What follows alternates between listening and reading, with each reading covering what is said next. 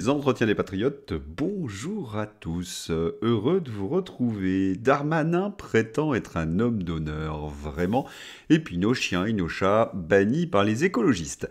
Avant de traiter ces informations et beaucoup d'autres, de grandes nouvelles aujourd'hui, je voudrais remercier tous ceux qui me permettent de faire ce métier en me finançant à l'aide des merci rémunérateurs et aujourd'hui sont à l'honneur Chantal Rianne, Christophe Bianchi, Thierry V et Jean-Philippe Sauquière. Merci à eux du fond du cœur. Et puis je tenais aussi à vous remercier pour votre soutien conditionnel, les pouces levés, la diffusion sur d'autres réseaux sociaux et bien sûr les gentils messages. Et bienvenue à tous ceux qui nous ont rejoints. Alors on va revenir sur les informations avant ma disparition pendant 2 jours. Et oui, vous avez compris, ce décor, pour beaucoup d'entre vous, vous le connaissez. Je suis en effet en France, dans ma maison de Bourgogne. Je viens fêter Noël avec toute ma famille. Alors on va revenir donc sur les informations d'il y a quelques jours avec Darmanin. On en était resté là. Darmanin, que lui est-il arrivé?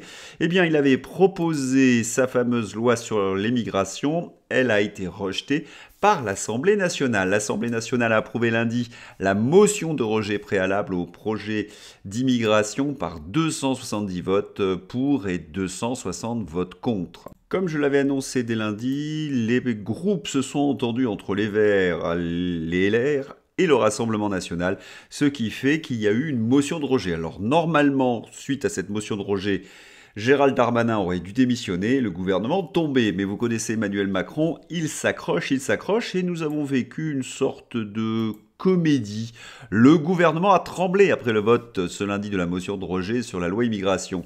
Et en tête de gondole, celui qui porte le texte, Gérald Darmanin. Avant de reconnaître un échec dans la soirée ce lundi au JT de TF1, le ministre de l'Intérieur avait présenté sa démission au président de la République Emmanuel Macron.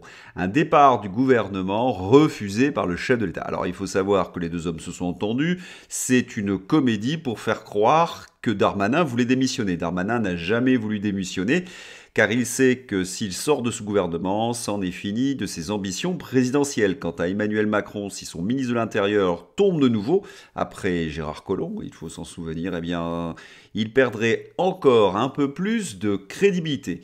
Mais ce qui a fait rire l'ensemble des éditorialistes, c'est la phrase de Gérald Darmanin. Je suis un homme d'honneur et le Parlement compte. Il fallait que le président de la République tranche. Il a tranché. Gérald Darmanin, un homme d'honneur. Je ne sais pas vous, mais je n'ai pas la même définition de l'honneur que notre sinistre de l'Intérieur, à moins que ça soit une définition orwellienne, parce que l'homme d'honneur, c'est quelqu'un qui tient sa parole, c'est quelqu'un qui ne ment pas, et encore moins à l'ensemble des citoyens français. Est-ce qu'on doit rappeler toutes les trahisons de Gérald Darmanin? Il ne tient pas, il n'a pas tenu sa parole, par exemple, avec Christian Van Est, qu'il a trahi alors qu'il était son suppléant. Est-ce qu'on doit rappeler la trahison de Gérald Darmanin vis-à-vis des LR, puisqu'il a rejoint le gouvernement d'Emmanuel Macron? Quant aux mensonges, alors ils sont tellement légion. On va en rappeler que 3, mais qui auraient dû conduire Gérald Darmanin vers la porte de sortie. Il aurait dû présenter sa démission.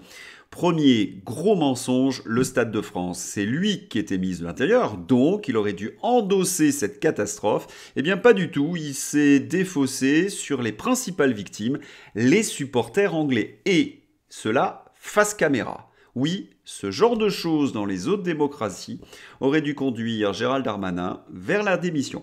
Et puis il y a le deuxième gros mensonge en juillet 2023, après les émeutes, lorsqu'il nous a expliqué que ceux qui avaient commis toutes ces exactions étaient baptisés du nom de Kevin et Matteo. Là, il s'était sacrément moqué de nous.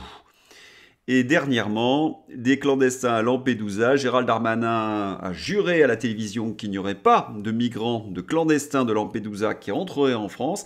Il n'avait même pas terminé sa phrase que les préfets réquisitionnaient des hôtels.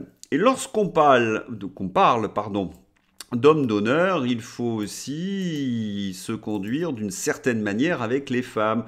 On se rappelle tous face à face avec Apolline de Malherbe. Et oui, notre GG tente l'intimidation vis-à-vis d'Apolline de Malherbe. Cela va bien se passer, Apolline. Ah non, mais Apolline, elle n'a pas du tout apprécié d'être intimidée. Elle lui est rentrée dans les plumes au petit Darmanin. Eh bien, le petit Darmanin a dû battre en retraite.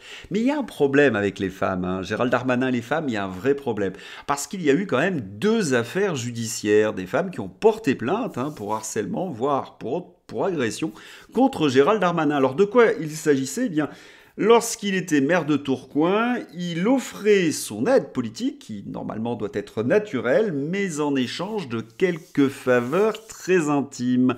C'est une forme de Monsieur Duss un peu particulier quand même, Gérald Darmanin. Et on a eu des échanges très précis, notamment des SMS, qui montrent cela. Logiquement, il n'aurait jamais dû être ministre de l'Intérieur.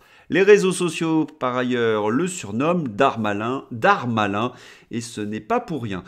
Alors, lorsqu'on est un homme d'honneur, on n'hésite pas, comme Gérald Darmanin, à manipuler les chiffres. Loi immigration, 66% des Français favorables à un recours à un référendum. Et oui, les Français sont favorables à un durcissement de la loi sur l'immigration, mais on sait très bien que la loi de Gérald Darmanin, c'est un appel d'air, c'est pour permettre la régularisation des clandestins. Je vous renvoie à mes précédents numéros.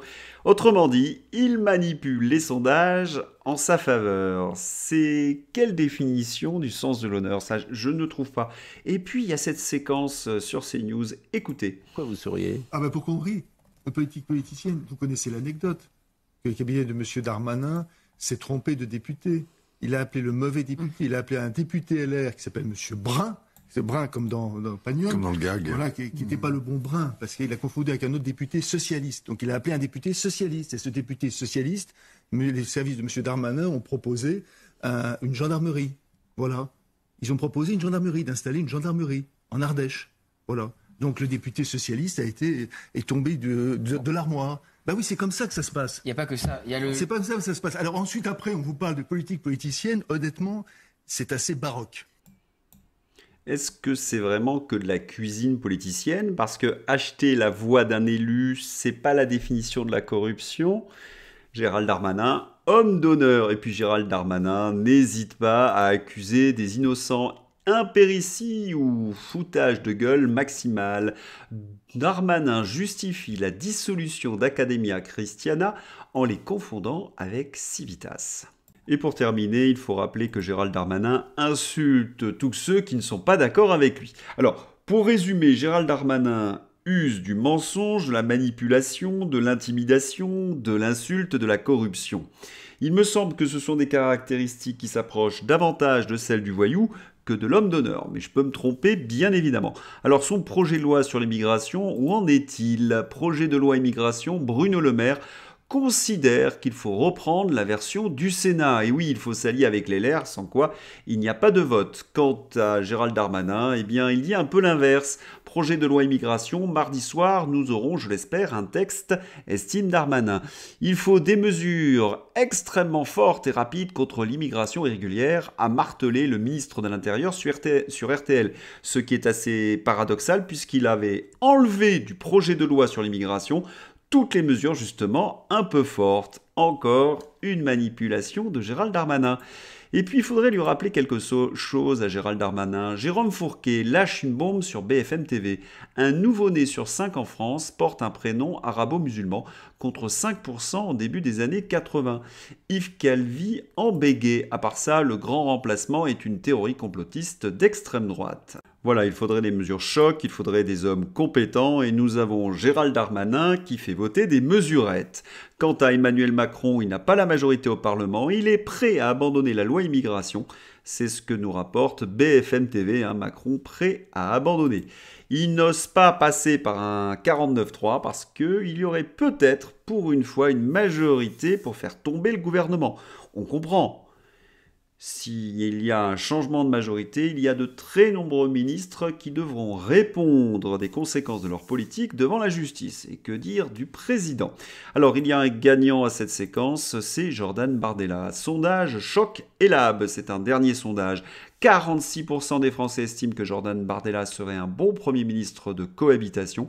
75% des Français veulent un référendum sur l'immigration. Alors, c'est un sondage qui est qui montre plus que celui de valeur actuelle que je vous ai présenté en début de journal, qui était à 66%, et 55% sont favorables à la dissolution de l'Assemblée nationale. Mais ce gouvernement s'accroche, et vous savez pourquoi. Allez, sans transition, nous allons passer au GIEC. Le chat est une catastrophe pour la biodiversité. Le chien est une catastrophe pour le climat. François Gemène, membre du GIEC. Lorsqu'on avait annoncé sur cette chaîne que les écologistes voulaient supprimer les animaux de compagnie, eh bien, on avait entendu théorie du complot, complotiste. Eh bien voilà, la théorie du complot s'étale sur LCI. Mais qu'est-ce qu'il reproche aux animaux de compagnie? Eh bien, d'être des carnivores, et donc il y a trop d'élevage, et trop d'élevage, c'est une mauvaise empreinte carbone. Ça utilise aussi trop de terre. Ce qu'il y a de fou chez ces écologistes ou ces membres du GIEC, c'est que jamais ils remettent en cause le modèle ultralibéral, notamment de libre-échange, qui est la première cause de pollution dans le monde. Ils sont bien étonnants, ces membres du GIEC. Et puis on a compris que c'était un plan média. Le Parisien, une nouvelle étude confirme à quel point le chat domestique, super prédateur, menace certaines espèces, notamment de petits oiseaux. Certains pays ont déjà pris des mesures. Florian Philippot, ah oui, là ça se confirme, ils ont clairement les animaux de compagnie dans le viseur. Ils veulent désocialiser les gens au maximum jusqu'à leur retirer leurs chiens et chats au nom du climat et pour notre bien, évidemment. Vous ne trouvez pas ça bizarre, cette histoire de chat qui chasse les petits oiseaux? Oui, parce qu'un chat comme un chien, lorsqu'ils sont bien nourris, eh bien, ils ne chassent plus. Et nous savons, et je vous ai présenté les documents dans mes précédents entretiens, qu'une des premières causes de la disparition des oiseaux, ce sont les éoliennes. Est-ce qu'on essaierait de détourner notre attention et d'accuser nos amis les bêtes? Je vous laisse seul juge. Très bonne interview du professeur Raoult. Il était interrogé sur Sud Radio par André Berkoff. Excellent, le professeur Raoult démonte ce jour chez André Berkoff sur Sud Radio donc l'article 4 de la prétendue loi macroniste sur les dérives sectaires qui interdit de débattre de la science et oblige à se conformer au consensus médical du moment sous peine de 15 000 € d'amende et de prison. Je vous mets l'extrait dans ma description. Professeur Raoult, je ne sais pas si dans toute l'histoire de notre pays, il a déjà existé une telle obligation de communiquer sur la version officielle de la science. Je ne crois pas. On est arrivé là à un degré de dictature qui est invraisemblable. Ça a existé sous Staline. Diffusons, combattons ce projet de loi. Défendons la liberté. Oui. Allez, international, cela vient de tomber. Joe Biden est menacé de destitution. Vous avez le résultat du vote sous les yeux et la presse aux ordres est obligée de relayer. Les républicains du Congrès votent l'ouverture d'une enquête de destitution contre Joe Biden. Les conservateurs, les républicains, accusent le président américain d'avoir usé de son influence lorsqu'il était vice-président de Barack Obama 2009-2017 pour permettre à son fils Hunter Biden de faire des affaires douteuses en Chine et en Ukraine. On se rappelle que lorsqu'il y a eu l'élection de 2020 entre Joe Biden et Donald Trump, la presse aux ordres avait expliqué que c'était faux, que c'était une théorie du complot. Tous ceux qui étaient diffusés étaient en quelque sorte shadowbannés. Et aujourd'hui, eh bien, il y a une revanche, puisque cette nouvelle s'étale à la une du Figaro. Zelensky, guerre en Ukraine, Zelensky repart des États-Unis sans aide financière supplémentaire. Zelensky attendait beaucoup de cette invitation de Joe Biden et il a commis quelque chose d'absolument hallucinant. Et oui, Zelensky a ni plus ni moins menacé les élus américains. La catastrophe continue pour Zelensky qui repart bredouille des USA, zéro aide financière supplémentaire. Le robinet ne coule plus, terminé. Il aura même, dans son agacement, insulté les élus américains qui refusent de lui donner l'argent en les qualifiant de marionnettes de Poutine. Oui, il ose tout, Zelensky.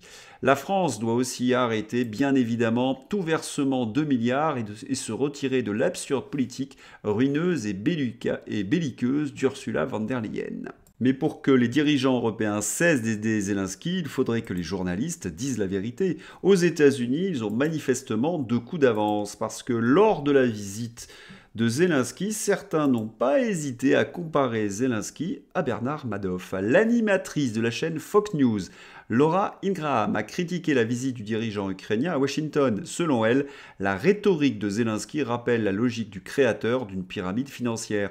Et elle a comparé le président ukrainien lui-même au célèbre escroc américain Bernard Madoff. Et pendant ce temps-là, les Européens se réunissent pour faire en sorte que l'Ukraine adhère à l'Europe. Au sommet des chefs d'État européens, aujourd'hui et demain, sera débattue l'adhésion de l'Ukraine à l'Union européenne. Faire adhérer à l'Union européenne un pays en guerre, ruiné et miné par la corruption, est une pure folie. Et personne ne demande l'avis du peuple français sur l'adhésion ukrainienne. Qui plus est, quand les salaires ukrainiens sont 10 fois plus faibles qu'en France. Pendant qu'on nous met la retraite à 64 ans pour économiser 10 milliards d'euros, la France devra s'engager à aider pour 10 milliards d'euros supplémentaires l'Ukraine. Et là, j'ai envie de tracer un parallèle avec la pandémie. En 2022, début 2022, les pays anglo-saxons retrouvaient une vie normale. C'est le moment choisi par Emmanuel Macron pour persécuter les non-vaccinés et continuer la persécution de longs mois, même jusqu'à la fin 2022, sur les soignants non vaccinés. Des combats d'arrière-garde. Que font les dirigeants européens alors que les Américains ont abandonné Zelensky? Ils veulent continuer de le financer, ils veulent faire en sorte que l'Ukraine entre dans l'Union européenne. Et oui, ils se sont tellement investis sur Zelensky qu'ils ont peur que cela s'écroule. Ils veulent absolument tenir Zelensky à bout de bras. Mais j'ai l'impression que leurs efforts vont être vains. Lorsqu'on regarde la situation sur le front ukrainien-russe, eh bien, cela se passe très mal pour l'armée ukrainienne. Un peu partout, l'armée russe avance. Cela risque d'aller bien plus vite qu'il l'imagine. Allez, sans transition, on va terminer par cette nouvelle. Crue du Rhône à Avignon. Ne venez pas en voiture, conseille la mairie. Et Philippe Muret rajoute, il nous promettait l'année de la sécheresse. C'est l'année des inondations, même dans le sud en Provence. Quelle bande d'incapables. Oui. Certains membres du GIEC ainsi que les ministres nous promettaient de la sécheresse. Ils voulaient faire une loi sur l'eau. Et puis c'est exactement l'inverse. Pourtant, l'Organisation mondiale de météorologie, via El Niño, nous annonçait de très nombreuses pluies et des risques d'inondation. Nous y sommes, il faudrait donc que le GIEC, au lieu de faire de l'idéologie, regarde ce que proposent leurs collègues de l'Organisation mondiale de météorologie. Voilà, j'espère que vous avez apprécié ce journal. Je vous souhaite une excellente fin de soirée. À bientôt, au revoir.